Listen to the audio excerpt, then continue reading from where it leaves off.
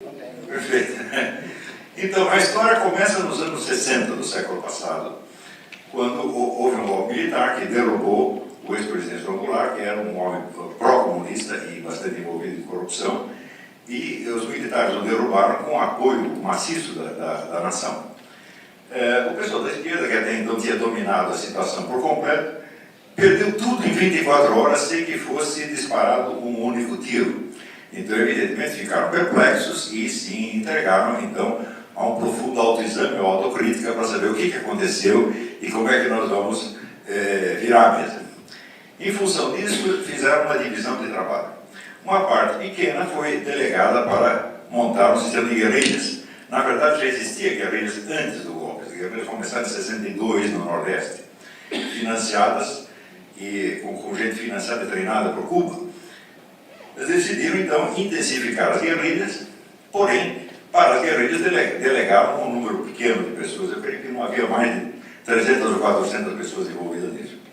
E a maioria, sobretudo as pessoas mais importantes, os grandes líderes do Partido Comunista, se dedicaram a uma tarefa completamente diferente, que foi a de estudar os livros do fundador do Partido Comunista Italiano, Antonio Gramsci, e tentar aplicar as suas técnicas para ver se, pelo menos a longo prazo, conseguiam virar o jogo.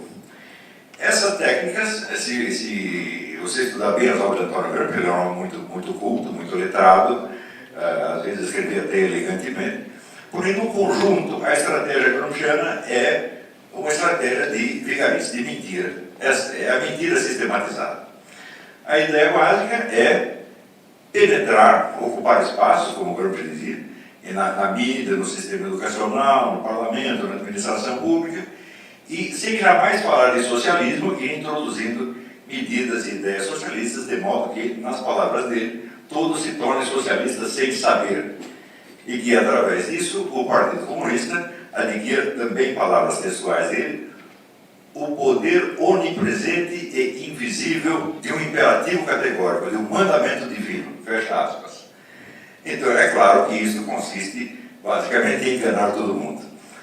Então, a longo prazo, muito lentamente, foram executando pondo em execução esta estratégia, e decorridos mais ou menos 20 ou 30 anos, o pensamento socialista se tornou a norma no Brasil.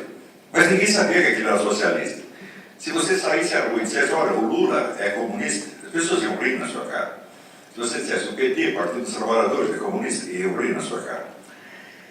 Isso significa que as ideias adversas ao comunismo, elas não foram contestadas, elas não foram discutidas, elas não foram condenadas, elas simplesmente sumiram de circulação. Para vocês terem ideia de a que ponto isso chegou, nos anos 90 foi publicado um livro chamado Dicionário Crítico do Pensamento da Direita, escrito por 147 professores universitários, todos de alto prestígio. Muito bem, se você abre esse dicionário, você não encontra, por exemplo, o nome de Edmund Burke, ou o nome do Roger Scruton, ou o nome do William Buckley, ou o nome de qualquer dos pensadores que nos Estados Unidos, na Inglaterra, na Europa, todo mundo conhece como conservador. Só o que você encontra com pensamento direitista são nazistas e fascistas. Só. E não são muitos, são uns 10 ou 15. Né? Então, isso foi aceito como uma coisa normal, né? Até que eu escrevi um artigo dizendo, se você quer saber o que é o pensamento da direita, não procure aqui, porque aqui não tem nada. Mas todo mundo achou aquilo normal e aceitou, e esse livro foi usado, ele foi financiado pelo Estado e com muito patrocínio privado também, 10 ou 15 empresas, e fez um sucesso engraçado. Então, o pensamento, escrever sobre o pensamento da direita significa escondê-lo. Escrever sobre ele quer dizer nada escrever sobre ele. Né? Então, as pessoas que tinham inclinação ou conservador, ou anticomunista, ou liberal, etc., foram aos poucos perdendo o desejo de falar, porque elas não tinham mais sequer uma linguagem própria. Quando tentavam se expressar, tinham que usar a mesma linguagem dominante, porque era a única que existia. Então caíram naquilo que a socióloga alemã Elisabeth Neumann chamou de espiral do silêncio. Espiral do silêncio consiste em fazer o inimigo perder o desejo de falar. E isso foi durante 10, 15, 20 anos, até que Nos anos 90, em 1993, eu publiquei um livro que se chamava Nova Era, Revolução Cultural, e foi a primeira vez que alguém escreveu algo sobre Gramsci sem ser moral louvado. Gramsci era, então, o autor mais citado em trabalhos universitários na área de ciências humanas em todo o Brasil. Quer dizer, era um sucesso e ao mesmo tempo era desconhecido, porque se você falasse em público, então no Gramsci ninguém sabia quem era. Só o pessoal das universidades e o pessoal envolvido na militância que sabia. Então se criou uma situação muito estranha, evidentemente. Ao mesmo tempo, a ocupação de espaços foi transformando as universidades em centrais de propaganda comunista e mais nada. Isso quer dizer que você entrava numa universidade brasileira para estudar, por exemplo, ciências sociais, você ia ler o quê? Antônio Gramsci, Lenin, Mao Tse-tung, às vezes concediam um pouco de Trotsky. Mas isso é um excesso de liberalismo, né? E essa era a bibliografia. Se você perguntasse dos clássicos da sociologia, bom, eles sabiam que existia Max Weber e Emile Durkheim, isso sabia, mas chegava até aí. Mais ninguém. E isso foi imposto como uma situação normal. Decorrentes de alguns anos, os efeitos começaram a se manifestar. 50% dos formandos das universidades brasileiras são analfabetos funcionais, isso foi testado. Quer dizer, o sujeito está recebendo o diploma de doutor e é um analfabeto funcional. Os alunos brasileiros da escola secundária, que são submetidos a igual tratamento, tiram sistematicamente os últimos lugares nos testes internacionais, o famoso PISA. Todo ano é feito para avaliar estudantes do mundo inteiro. Então chega lá estudantes da Zâmbia, da Serra Leoa, do Paraguai, que têm notas muito melhores do que os brasileiros. E pior, houve um ministro de educação que disse: poderia ter sido pior. Isso foi pior. Você uma nota especial para brasileiros, tem o último e depois quem? Brasileiro. Então, esta foi a situação. Isso quer dizer, uma destruição da consciência, uma destruição da inteligência nacional, uma destruição de toda e qualquer possibilidade de debate sério. Quando eles falavam debate, era o debate do amém ou sim senhor. Um dizia uma coisa, o outro concordava e estava muito bem. Nas últimas eleições presidenciais, o senhor Lula fez a seguinte declaração: nós chegamos à perfeição da democracia. Todos os candidatos presidenciais são de esquerda. Não é acusação, eu estou falando do que eu vi. Isso aconteceu mesmo. Né? Então, essa situação grotesca, cômica, foi sendo imposta, né, a toda a população brasileira, e evidentemente a maioria não tinha a menor condição de reagir intelectualmente a isso, porque nem sabia da história, não sabia como a coisa começou. Já nasceu nessa circunstância e se acostumou a encarar aquilo como normal. Acontece que eu era da geração anterior, eu vi tudo isso, aconteceu, eu vi como a coisa se formou. Né? O sujeito que primeiro editou as obras do Antônio Gramsci no Brasil foi o Enio Silveira, da editora Civilização Brasileira. Eu o conheci muito bem, ele me contou muitas vezes a história da editora. E ele falou: eu tenho que contar isso para a geração seguinte. Por uma coincidência, o meu nome, Olavo, significa sobrevivente. A minha avó que deu esse nome foi um negócio profético. Por quê? Tinha morrido todo mundo, sobrou eu. Eu falei: então, olha, quem vai contar para a geração seguinte? Sou eu mesmo. Então, eu comecei a escrever uma série de artigos que fizeram um grande sucesso, provocaram um grande escândalo, mas não havia como contestá-los. Então as pessoas ficavam muito bravas. Elas não queriam discutir comigo, elas queriam tampar minha boca, não foi possível.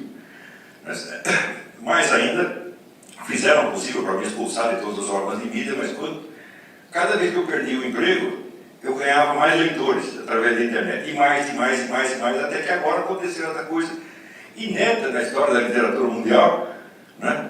Em que pela primeira vez na história um escritor viu seu público saindo para a rua dizendo: olá, tem razão. Isso nunca aconteceu. Então, eu não posso me deixar de ser um escritor incompreendido. Eu acho que eu sou o escritor mais compreendido de toda a história humana. Então, com isso, vamos dizer, esta destruição da inteligência brasileira foi transformando a vida nacional numa coisa francamente estúpida, na qual pode florescer toda espécie de loucura e criminalidade. Então a criminalidade foi crescendo, ajudada também por leis que sempre protegiam os bandidos. Por exemplo, um amigo meu que está até aqui, ele me contou que na cidade dele tem uma prisão e as mulheres dos presidiários são elite, elas chegam na cidade, elas mandam, elas chegam lá com o carro reportado, com dinheiro do governo, tudo com dinheiro do governo. Né? E dão ordens e viraram a nova elite dominante. Você vê que o famoso traficante Fernandinho Beramar, ele quando foi preso na Colômbia ele contou toda a sua história. Ele disse, todo ano eu vou ao Líbano, compro armas e trago aqui para o pessoal das Farc, Força Armada Revolucionária da Colômbia, e troco por cocaína das Farc para distribuir no território nacional. Contou isso e mais muita coisa para o exército colombiano. Quando chegou no Brasil, não disse mais uma palavra e, convidado a fazer um depoimento no Congresso, no Parlamento, fez chacota com os deputados, chegou lá rindo da cara deles. Ou seja, ele era uma mais importante e de mais prestígio do que as suas excelências. Né? Não se sentiu obrigado a dar satisfação a ninguém. Isso quer dizer que os bandidos se tornaram uma nova classe dominante, próspera, protegida pelo governo. Por que isso aconteceu? É muito simples. Quando o processo da ocupação de espaços e da chamada Revolução Cultural Cambochana se considerou vitorioso, eles acharam que estava na hora de dar um passo a mais, de fazer um upgrade no processo. Então, 3 pessoas, o seu Lula, o Fidel Castro e Frei Beto, que era o guru do Lula, tiveram uma ideia brilhante. Fundaram uma organização para unificar a esquerda latino-americana e aplicar em toda a América o sistema que tinha dado tão bons resultados no Brasil. E fundaram o tal do Foro de São Paulo, com um nome propositadamente inócuo. E foram realizando aquelas assembleias e traçando planos, unificando a estratégia dos vários partidos de esquerda. O Foro de São Paulo tinha uma peculiaridade, ele reunia partidos legais e organizações criminosas, como as Farc, o Mirchidem, organizações de narcotraficantes, de sequestradores, de contrabandistas, etc. E se reuniam para tratar dos seus interesses comuns. Ora, mas se um partido político tem interesses em comum com uma organização criminosa, ele próprio se torna uma organização criminosa. Portanto, o Foro, na sua totalidade, é uma macro-organização criminosa. A maior organização política que já existiu no continente americano, nas 3 Américas. Ele reúne mais de 200 partidos políticos e outras organizações. Então, hoje, quando nós vemos fenômenos como esse da Smartmatic, que controla o resultado das eleições em vários países da América Latina e está se expandindo para outros, nós entendemos que isso é um dos efeitos do Foro de São Paulo. Quer dizer, a conquista gratuita do poder onipresente e invisível do imperativo categórico. Eles estão mandando em tudo e ainda tem muita gente, sobretudo no Brasil, que acredita que o comunismo acabou, não tem mais. Não é uma coisa maravilhosa? Eles podem mandar em tudo porque eles não existem. Então, o privilégio de existência é um privilégio extraordinário, né? Então, o Foro de São Paulo foi crescendo, crescendo, crescendo. E durante 15 anos, ninguém dizia uma palavra a respeito. Eu escrevi artigos e mais artigos a respeito, e todo mundo dizia, isso é teoria da conspiração, isso não existe. Inclusive aqui nos Estados Unidos, numa reunião do Council on Foreign Relations, 2 especialistas em América Latina, eu escuto falar em especialista, eu saio correndo, que eram o Kenneth Maxwell e o Luiz Felipe D'Alencastro, que é um brasileiro. Os 2 chegaram a dizer, não, esse foro não existe. Isso é um maluco do Rio de Janeiro, que era eu, que inventou. O Maxwell ainda disse, não, eu perguntei aos meus colegas lá de ciência política do Brasil, ninguém sabe disso, portanto não existe. A esta altura eu já havia publicado as atas completas das assembleias do Foro de São Paulo na internet. Portanto, eu perguntei, mas que raio de cientista político é esse que vai perguntar a opinião dos amigos em vez de consultar o documento de fonte primária? Isso é que o sujeito perder emprego na mesma hora, diz que é historiador. Como historiador? Tu é um palhaço? Tu é um repetidor de opinião alheia? A regra mais básica é a história feita de documentos e provas, de testemunha direto. Muito bem. Então passaram-se 15 anos, e durante 15 anos o Foro de São Paulo pôde crescer em silêncio, protegido por toda a mídia brasileira e internacional. Até que chegou uma hora que não deu para esconder mais. Daí começaram a reconhecer, existe, mas é apenas um clube de debates, não tem força decisória. Eu falo, mas como? Você já viu o clube de debate que termina suas reuniões com resoluções firmadas unanimemente? Logo em seguida, eles deram com a língua nos dentes definitivamente. Quando no vídeo do terceiro congresso do PT, quando que ano foi? Acho que foi... Alguém lembra? Vocês lembram? 2008. Eles apresentavam o Foro de São Paulo como coordenação estratégica da esquerda latino-americana. Não entra um clube de debates, uma coordenação estratégica, a distância é muito. Mas em 2005, o próprio senhor Lula tinha feito 2 discursos comemorativos no aniversário do 15º aniversário do Foro de São Paulo, no qual ele contava tudo. Inclusive dizia o seguinte: olha, no Foro de São Paulo, que interessa, são tantas assembleias, são reuniões discretas, onde vamos lá, eu, Hugo Chávez, Fidel Castro, e nós decidimos tudo, literalmente, entre aspas, de tal maneira que ninguém saiba do que nós estamos falando. Então está confessando que é uma organização, se não secreta, pelo menos discreta, que está decidindo os rumos da política em todo um continente, sem dar satisfação para ninguém, sem transparência alguma. E, portanto, quando nós vemos hoje essas eleições sem transparência, bom, mas eles estão acostumados com isso. Estão acostumados a decidir tudo sem que ninguém possa sequer saber do que eles estão falando. Tudo isso que eu estou dizendo, está tudo isso documentado. Se você procurar no meu site, www.lavacarvalho.org, tem artigos e mais artigos onde eu cito todas as fontes primárias. No jornalzinho eletrônico que eu criei, que é o Mídia Sem Máscara, estão publicadas as atas completas do Foro de São Paulo.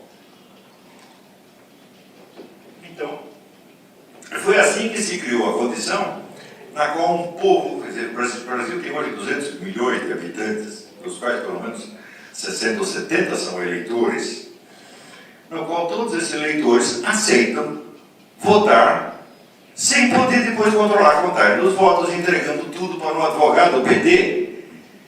Eles aceitam isso, quer dizer, a situação já virou absolutamente psicótica, onde já chegamos àquela situação do Groucho Marx, afinal, você vai acreditar em mim ou nos seus próprios olhos?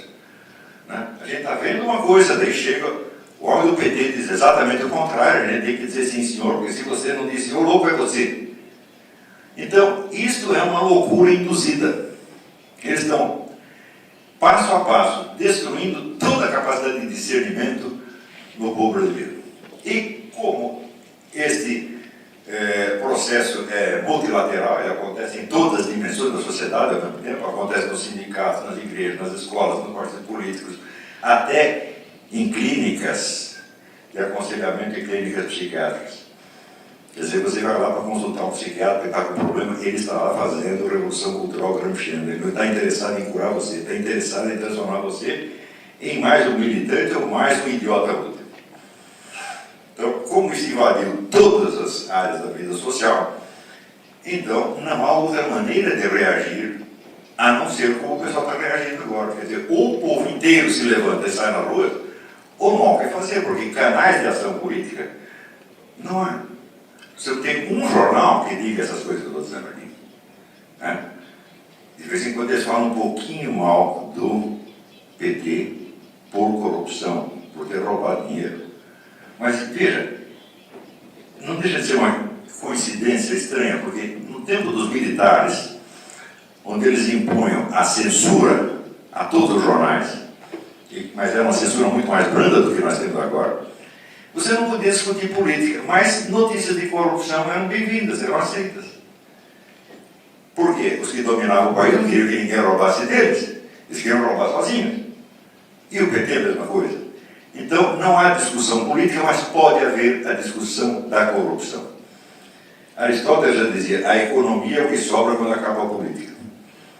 Quando não há mais discussão, a não ser de ineficiência administrativa, má administração ou corrupção, e isso é o que o pessoal chama de política, porque a política já acabou. Não há discussão ideológica, não se discute a concepção real da sociedade, não se discute valores, só se discute contabilidade. Né? Então, isto realmente foi o que sobrou. Porém, o povo gradativamente começou a entender que por trás desse sistema de corrupção havia um esquema de poder e que a corrupção não é uma corrupção normal como é que se diz? políticos ladrões. Não, ninguém estava roubando para si mesmo. Não era o indivíduo que estava roubando, ele estava roubando para o partido, é um sistema de corrupção montado. Tá certo? É uma espécie de Estado superior ao Estado. E o povo entendeu isso aí. Falou, não, então não é só corrupção, tem alguma coisa muito pior por trás, que é, vamos dizer, um esquema montado para a conquista do poder absoluto. Ora, fenômenos como esse que aconteceu no Brasil estão acontecendo em toda a América Latina. Você mesmo viu aqui, né? A narrativa dos feitos estrambóticos da Smartmatic, e é isso que nós estamos vivendo em toda a América Latina. Então, até por uma felicidade, o pessoal da esquerda perdeu o contato com a própria história há muito tempo. Eles não entendem o que está acontecendo. Então, quando houve essas passeatas do Brasil, que foi a maior manifestação popular do nosso história, 2 milhões de pessoas na rua, eles reagiram repetindo os mesmos slogans de 30, de 40, 50 anos atrás, e dizendo coisas idiotas como, isso aí é a elite que está na rua. Ora, as sondagens de opinião do próprio governo mostravam que 93% da população estava contra o governo Dilma e apenas 7% apoiando. Então, o Brasil deve ser o país mais desenvolvido do mundo, porque tem 93% de elite e só 7% de povão. Não é uma coisa extraordinária? Mas insistem ainda nessa repetição de slogans, que é uma espécie de automatismo mental. Eles não sabem o que dizer, então repetem as mesmas coisas de antes. E estão dando um espetáculo absolutamente deplorável de alienação. Mas a alienação às vezes funciona. Quer dizer, quando aquilo que você diz não corresponde absolutamente aos fatos, é um mundo totalmente fictício, isso tem a atração da loucura. Loucura pega. Então, as pessoas começam a repetir isso, não porque estejam vendo, mas porque ouviram falar. Nesse sentido, eu lhes recomendo um livro muito importante que se chama Ponerologia, escrito por um psiquiatra polonês, Dr. Andrzej Lobaczewski, que é resultado de estudos feitos ao longo de mais de 40 anos sobre a elite comunista que governava a Polônia. E eles foram vendo, não foi só ele, foi uma equipe de uns 30, 40 médicos, foram vendo que toda a elite dirigente da Polônia tinha características manifestas de psicopatia, ou seja, de falta de consciência moral total, cinismo total, incapacidade de sentir compaixão. O psicopata só tem, na verdade, 2 emoções, ele tem medo e raiva, só. Inclusive, se pego em flagrante delito, você pode pensar que ele está sentindo vergonha, mas não é, uma mistura de medo e raiva também. E diz ele a observação mais importante. Ele diz que quando um grupo de psicopatas toma o poder no país, eles criam à sua volta um círculo de colaboradores que não é constituído de psicopatas, mas que desenvolvem uma sintomatologia histérica. O que é o histérico? O histérico não é o sujeito que não acredita naquilo que ele vê, mas naquilo que ele fala. Ele fala e ele não se convence. Então, aí seria um sistema de autopersuasão. E isso se espalhou pelo Brasil, pela América Latina, de uma maneira absolutamente formidável. Isso quer dizer que as pessoas chegam na sua frente e negam o que elas estão vendo e o que você está vendo. E fazem isso assim como... Se for um psicopata, é com cara de pau. E se for histérico, é com autopersuasão histérica. E é difícil lidar com essas pessoas. Então, quer dizer, a possibilidade de um debate racional já acabou há muito tempo. Você precisa de um tratamento psiquiátrico para essas pessoas.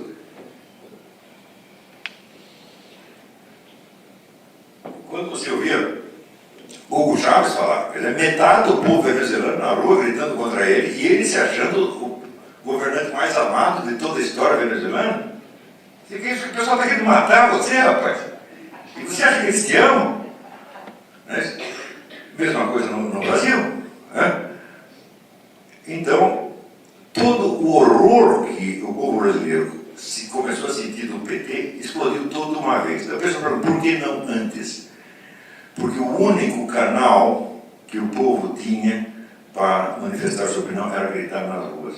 Você não tinha um jornal, você não tinha um partido político, você não tinha um representante no parlamento, você não tinha uma cátedra universitária, todos os canais tinham sido ocupados por eles. Só um não havia, as ruas. Por uma coincidência, o senhor João Pedro Steder, que é o líder do Sem Terra no Brasil, que é o braço armado do PT, Organização Paramilitar a serviço do PT, foi lá na Venezuela dizer: a decisão disso aí será nas ruas. Então, no dia seguinte, ele pôs o povo na rua. O povo era o quê? Umas 5.000 pessoas, né? Em São Paulo. Uma manifestação pífia, ridícula. 2 dias depois, são 2 milhões de pessoas contra ele. E ele continua acreditando que quem representa o povo é ele, e que os 2 milhões são a elite.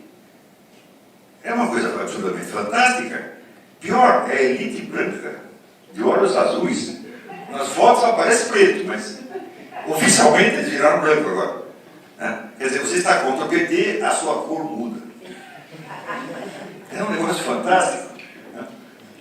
Então, o sistema de dominação que essa gente está impondo, não só no Brasil, mas em vários países da América Latina, é baseado na indução de uma sintomatologia histérica.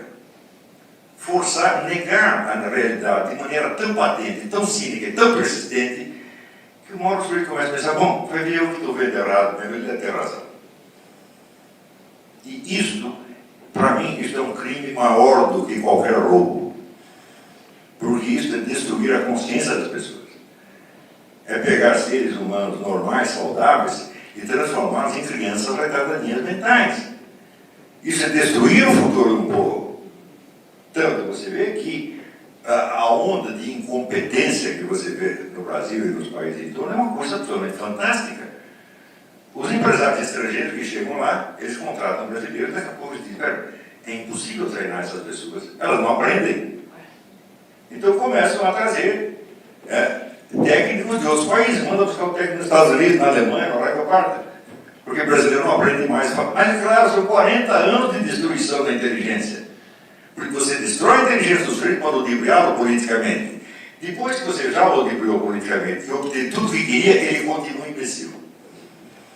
Ele não vai curar só porque o PT obteve tudo o que queria. Quer dizer,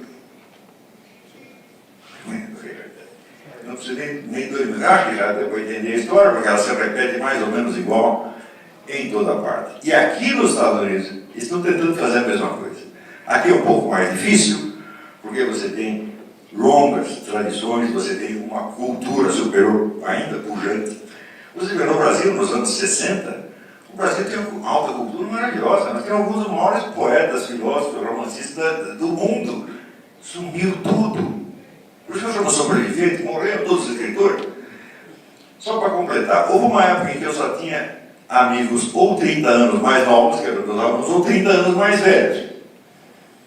Da minha geração, estava todo mundo estupidificado, ou votando no PT ou aceitando passivamente toda essa coisa.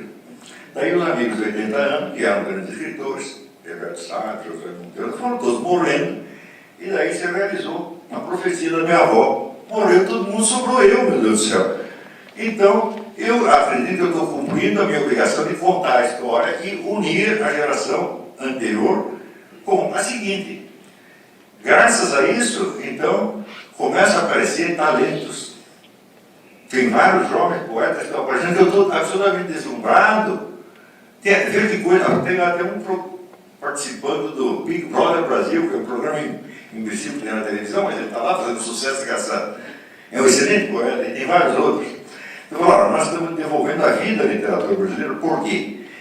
Tudo isso é baseado numa frase do poeta austríaco Hugo von Hofmannsthal.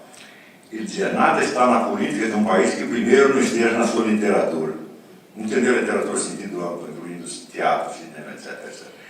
Então, temos que revivificar a alta cultura para infundir uma nova vida ao país, e parece que isso está funcionando. Porque eu não saí aí pregando movimento nenhum, eu só tentei levantar um nível de inteligência da juventude. Eles começam a pensar por si mesmo, achei algum que eu falo, mas é tirar esses caras do governo. Tá bom? Então era isso que eu queria dizer. Obrigado.